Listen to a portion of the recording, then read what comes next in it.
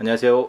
김 팀장입니다. 자, 8월 3일 수요일 투데이 이슈 시작하도록 하겠습니다. 우선 투데이 이슈 시간인 만큼 오늘 하루에 많이 본 뉴스, 네이버 많이 본 뉴스 시간, 미 신용 등급 강등, 세계 경제 영향, W 컨셉 극과 극 소비자의 달 8월 겨냥 나섰다. 아들은 마통, 아빠는 퇴직금 당겼었다.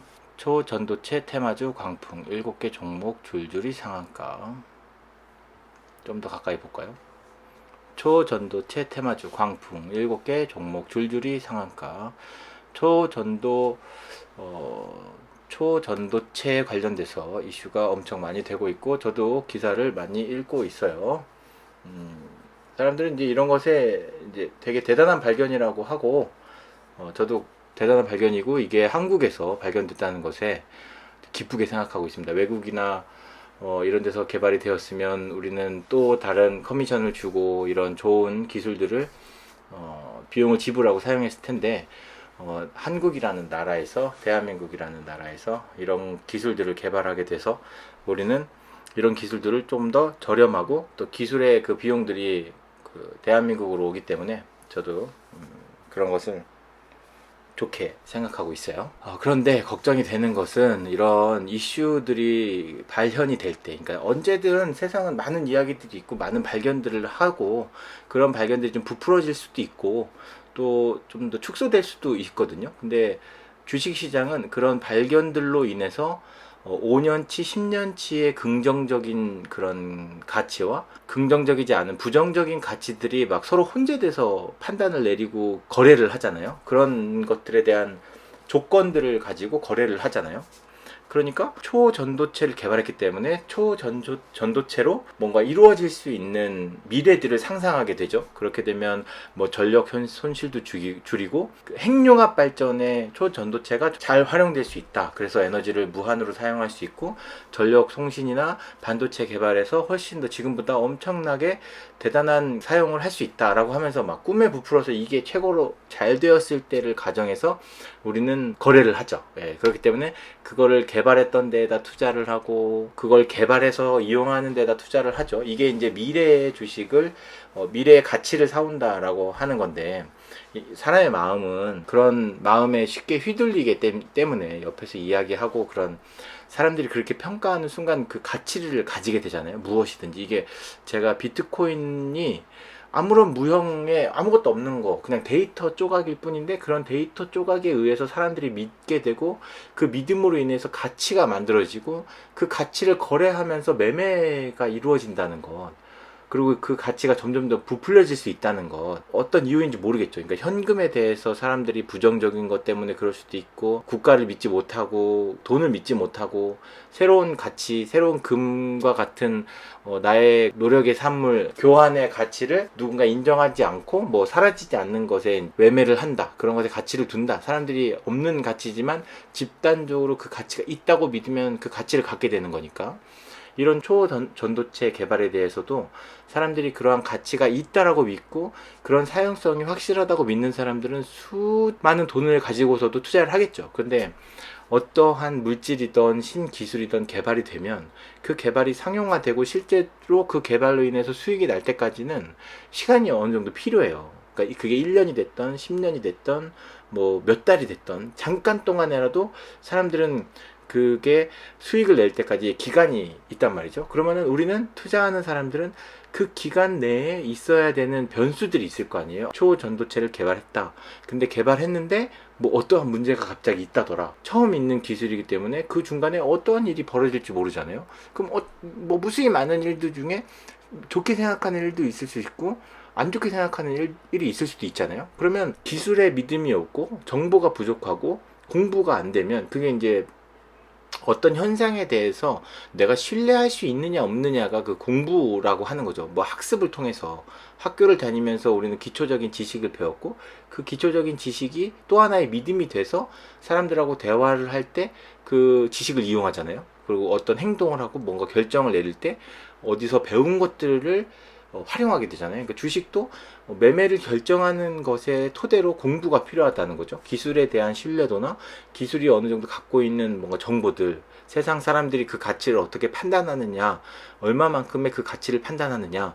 지금 당장 사람들은 좋지 않게 생각하지만 그 좋지 않게 생각하는 것이 정말 좋지 않은 것이냐, 잠깐 뭐 더 시간을 둬야지 그 기술이 더 좋은 것이냐, 이렇게 너무 많은 정보들과 확실하지 않은 이야기들, 내가 확실하게 생각하지 않는 것들, 실제로 그 기술이 확실하게 개발이 되지 않은 상황에서는 주가가 이렇게 바뀔 수 있다는 거죠. 거래하는 사람들의 믿음이 바뀔 수 있다는 거죠. 그렇게 되면 그런 가치들이 바뀌게 되는 거죠. 가치가 바뀌게 되면 가격이 바뀌게 되는 거죠. 그러면 우리는 인간의 심리는 안전함을 추구하기 때문에 그 가치를 사람들이 높게 평가할 때 매매를 더 쉽게 합니다. 예. 그리고 매매하는데 후회를 하질 않고. 그러니까 가격, 이렇게 생각하면 돼요. 남들이 다 좋은 쪽으로만 생각할 때는 높은 가격을 형성하고 있고 그 높은 가격에 매수하는 게 두렵지가 않아요. 근데 남들이 부정적으로 막 생각을 할 때는 나도 무서우니까 더 떨어질 것 같고 더 하락할 것 같고 지금 갔던 손해보다 더 많은 손해를 가질 것 같아서 판다는 거죠. 거꾸로 남들이 다 좋다라고 생각하고 좋은 쪽으로 얘기를 하면 주가는 상승하게 되는 거예요. 제가 주식을 이제 매매하면서 깨달았다라고 생각하는 게 그 많은 사람들이 이야기를 하는 거죠. 어디 한번 비슷한 걸 한번 볼게요. 되게 과거의 데이터잖아요. 이게 뭐 일별로 할까? 자, 뭐 이 정도로 보면 좋을 것 같네요. 이거 지금 아무 주식이나 제가 그냥 갖고 온 거예요. 자, 잘 한번 생각해 보세요. 사람들이 이 종목을, 어떤 종목인지 모르지만 이 종목을 좋게 생각하는 거예요. 이 무형의 기업, 무형의 가치를 어떠한 정보를 가지고 있던지, 그 정보가 무엇이든지 그걸 사람들이 좋게 평가하고 높은 가치를 부여하는 거죠. 쭉 올라가는 거죠, 이렇게. 근데 이렇게 올라갈 때 매수하는 거는 두렵지가 않아요. 왜냐면 사람들이 다 좋게 평가를 하고 있으니까. 그런데 진정한 투자자고 투자의 수익을 노리는 거라면 남들이 좋게 평가할 때는 팔아야 되는 거예요. 이게 나눠서 팔던, 한꺼번에 팔던, 우리가 이 고점에 팔 수 있다라는 생각은 버리고, 당연히 고점에는 우리가 매수를 할 수가 없어요. 정말 우연히 매수를 할 수 있을지언정 이 매수를 할 수 없습니다. 그러면 우리는 언제 매도를 해야 됩니까? 올라갈 때 매도를 해야 돼요. 그리고 올라가는 게 높을 때, 이런 그 그래프의 기울기가 높이 올라갈 때일수록 매도를 해야 됩니다. 그게 언제인지 모르죠. 중간중간 나눠서 매도를 해야 되겠지만 그게 10%, 20% 단위로 매도하게 될지 뭐 5% 단위로 매도하게 될지 얼마의 단위로 매도하게 될지는 본인의 그런 현금의 상태에 따라서 다르다고 봐요. 그리고 또 이제 남들이 또 이게 올라갔던 와중에 또 안 좋은 소식들이 또 있는 거죠. 아니면 기대했던 것보다 내용이 확실하지 않다거나 기술이나 이런 기업이 돈을 많이 벌어올 거라고 생각을 했는데 생각보다 돈을 많이 못 벌어올 것 같네 라고 생각하고 부정적인 마음들이 내려갈 때 주가는 내려갑니다. 그렇다면 최근에 주가가 하락했을 때는 어떻게 해야 됩니까? 하락했을 때는 매수를 해야 되는 거예요. 우리 이때쯤에 사고 싶잖아요. 이렇게 하락했던 시점에 사고 싶잖아요. 근데 언제 그게 나눠서 매수를 하는 겁니다.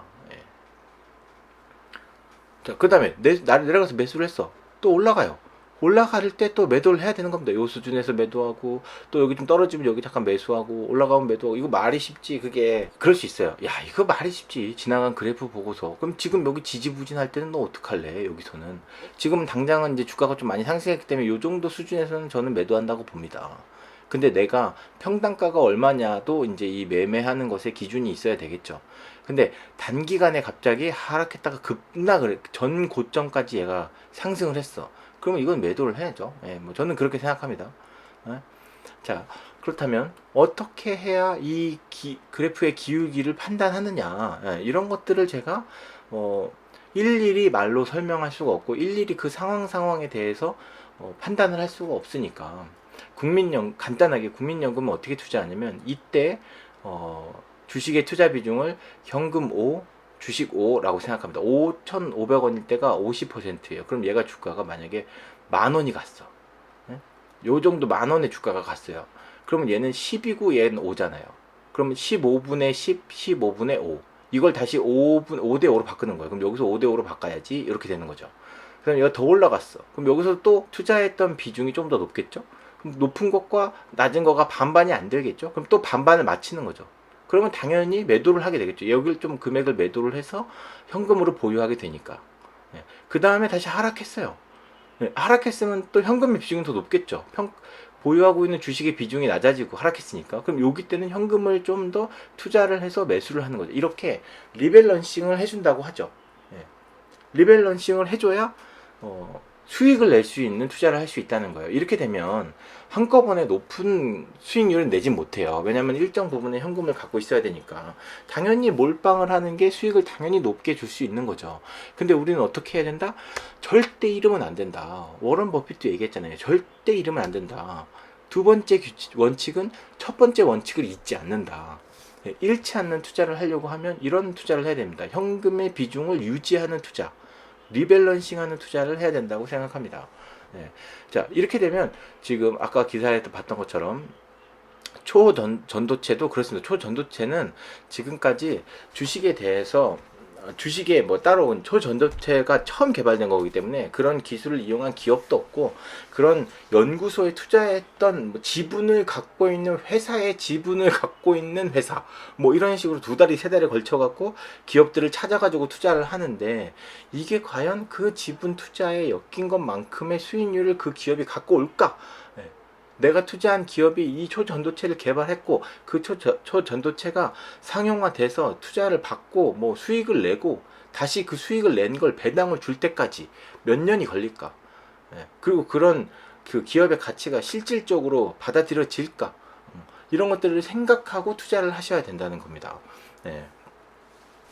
그래서 저는 전체적인 시장에 투자하길 원해요. 개인 투자자라면 내가 공부를 하고 믿고 뭔가 알고 있는 믿음이, 그러니까 알고 있는 지식이 있어. 뭐 특정 뭐 어떤 사람은 스포츠 쪽이나 뭐 엔터테인먼트 쪽에 관심이 있어서 엔터테인먼트나 뭐 그런 쪽에 뭐 투자를 하고 싶다. 분위기가 좋을 때 투자했다가 안 하고 싶다. 이럴 때는 그 아는 쪽만 집중적으로 투자를 하실 수 있어요. 그렇지만 대부분의 그런 개인 투자자나 초보 투자자분들은 그런 정보를 잘 몰라요. 솔직히 저도 아무것도 모르고 시작했고, 주식하면 돈 번다더라 이렇게 해서 시작을 했어요. 다 그런 것 때문에 주식을 시작하셨을 거야. 대부분 다 몰라요. 모르면 어떻게 해야 된다? 나눠서 투자하고 내가 잃지 않는 투자를 해야 된다. 여러분들이 그렇게 잃지 않는 투자를 해야 되니까 그걸 조금 더 저는 장기적으로 안정적인 수익을 노리면서 잃지 않는 투자를 하셨으면 좋겠다라는 생각으로 지금까지 이제 투자를 하면서 어떻게 하면은 쉽게 내가 투자했던 방법과 내가 투자하는 방법이 잃지 않는 방법이 될까? 잃지 않는 투자를 여러분들한테 소개를 시켜드릴 수 있고 좀 알려드리고 수 있을까? 내가 백날 유튜브하고 이런 정보들 얘기해주고 어떤 건 좋다더라, 무슨 종목 찍어주고 이렇게 하는 거 솔직히 다들 사람들마다 틀려요. 기다릴 수 있는 기간도 틀리고 투자할 수 있는 기간도 틀리고 금액도 틀리고 그렇기 때문에 그 각자의 투자자분들에게 맞춰서 어떻게 하면 알려드릴 수 있을까를 생각하다가 그 K 인베스터라는 것을 시작하게 됐어요. 그래서 아직은 이런 투자를 같이 하시는 분들이 없어요. 그래서 제가 이제 이 영상과 앞으로 제가 유튜브를 하는 모든 역량을 다 쏟아서 그런 K 인베스터를 모집하는 홍보하기 위해서 좀 노력을 하려고 합니다. 왜냐면 저는 여기까지 잃지 않고 투자를 했으니까, 코로나도 겪었고 그 전에 그 코로나 이후에 되게 급등하는 시장도 겪었고 또 다시 급락하는 시장도 겪었고 한 7, 8년 정도 투자를 했던 그런 경험을 바탕으로 잃지 않게 할 수 있다.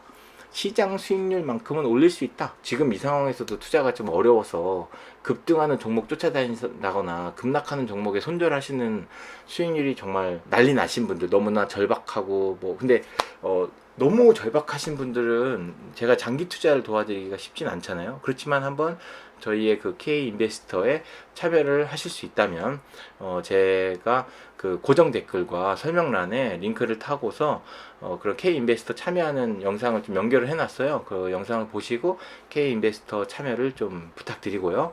그리고 많은 분들이 참여하셔갖고 장기 투자를 하시고 노후 대비를 위해서 개인 투자자 분들이 잃지 않는 투자, 그런 투자 하시길 바라는 마음으로 좀 참여를 해주셨으면 좋겠습니다.